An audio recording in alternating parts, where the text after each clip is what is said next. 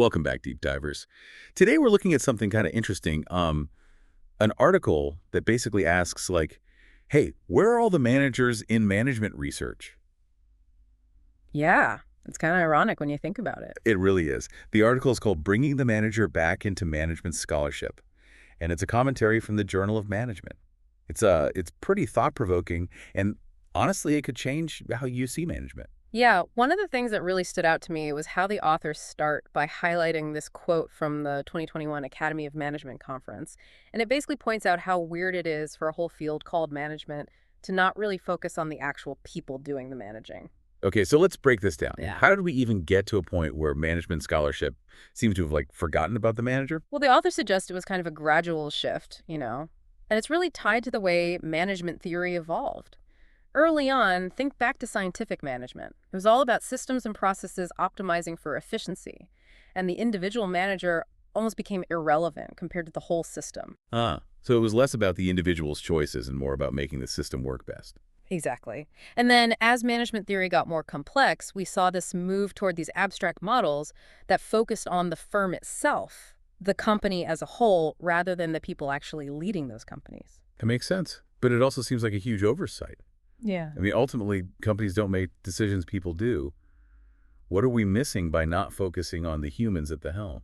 Well, the authors argue that by overlooking the individual manager, we're missing out on understanding the why behind a company's actions. It's like we're trying to explain a chess game but ignoring the players. What this article really calls for is a much closer relationship between research and the real-world experiences of actual managers. So less theory, more application, I can get behind that. What are some of the ways they suggest to bridge that gap? They encourage researchers to join managers where they are, so like attend industry events, conduct more open-ended interviews, really immerse themselves in the day-to-day world of management. I love that idea. It's about learning from the source instead of trying to force some theory onto a situation. Right, and they even share this great story about an interview with Jack Harding, who was the CEO of Cadence Design Systems. At first, his strategy seemed to fit existing theories, but then Harding mentioned he was leaving to start a new company because he couldn't implement his ideas within the existing structure. Oh, wow. So his actions didn't actually line up with the theories. Exactly, and it was through that conversation that the researcher realized something was missing from those models, and it ultimately led to a brand new theory, the knowledge spillover theory of entrepreneurship. That's a perfect example of how listening to managers can lead to totally new insights. Yeah. Instead of just confirming what we think we know, it challenges our understanding of how management works. Totally. And it shows the importance of the human element.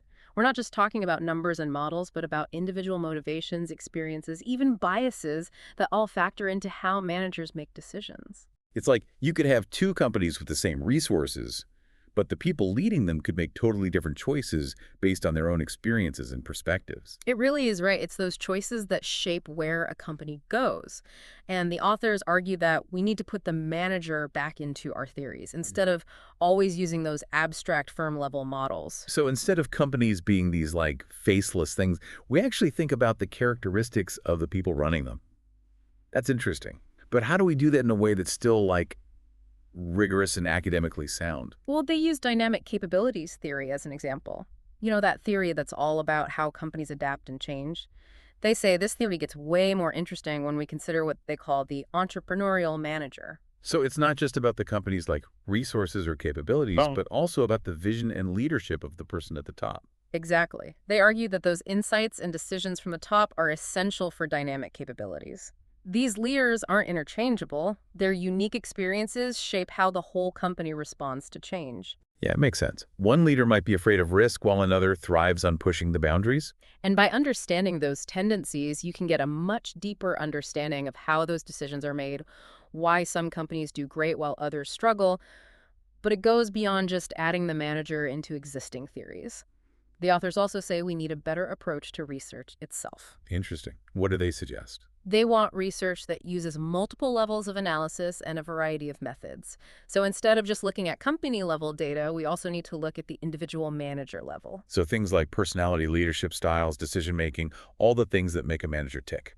Right. And by putting those different levels together, we start to see a more complete picture of how management works in practice. They also say we need to use different research methods, not just numbers, but also qualitative research. So like interviews, case studies, observations, really getting into the heads of these managers. Exactly. It's about getting a more well-rounded view of management instead of just abstract models. And they even suggest doing more field and lab experiments, which aren't that common in management research. It could be really helpful for testing ideas about how managers react in different situations. And this isn't just about making academic research better. This is about getting insights that are actually useful for our listeners. Like if you're prepping for a meeting or you're just interested in the business world. Definitely. By bringing the manager back into the picture, research becomes more relevant, more useful, and ultimately has more impact. Okay, so we've talked about listening to managers, incorporating them into theories, and using more diverse research methods. What's the last piece? How do we actually break down that wall between academia and the real world? Well, their last recommendation is all about that breaking down silos. They want researchers to find connections between all the stuff they do research, teaching, consulting, even writing books or talking to the public. So it's not just research on its own. It's about connecting the dots and having a more joined-up approach to how we learn and share knowledge. But what does that look like in practice? Let's say a professor is researching leadership styles. They could use those findings in their teaching and share real examples with students. They could also consult with companies to help them create better leadership training programs. Ah, so it's like a feedback loop. Working with people in the field gives academics real-world input, which makes their research better. And then managers get to benefit from the latest research. Exactly. It's about creating a stronger connection between academics and people in the field. Everyone benefits from sharing knowledge and ideas. I love that idea. It's about getting rid of that ivory tower image and realizing that learning doesn't just happen in classrooms or textbooks. It's about connecting with the world around us. And that includes the people who are actually doing the work of management. And that's really what this whole deep dive is about. Recognizing that management is about people and understanding what drives those people, their experiences, and even their biases. It's like we're adding a whole new dimension to how we understand business, right? Absolutely. Because behind every strategy, every innovation, every success or failure, there are people making it happen. And understanding those people, their perspectives, their choices, can tell us so much more than just numbers or abstract models. It's a powerful reminder that management is about humans. It's people leading people. You got it. And it's about understanding how complicated those interactions can be.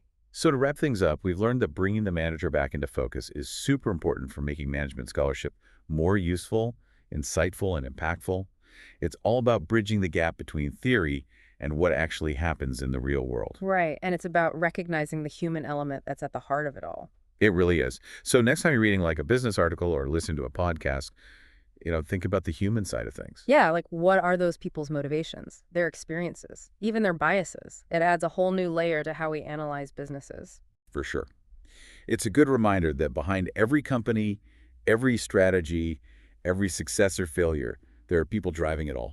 And if we can understand those people, their perspectives, their choices, it gives us so much more insight than just looking at numbers. So basically what we've learned today is that bringing the manager back into the picture is crucial for management scholarship to be relevant and insightful.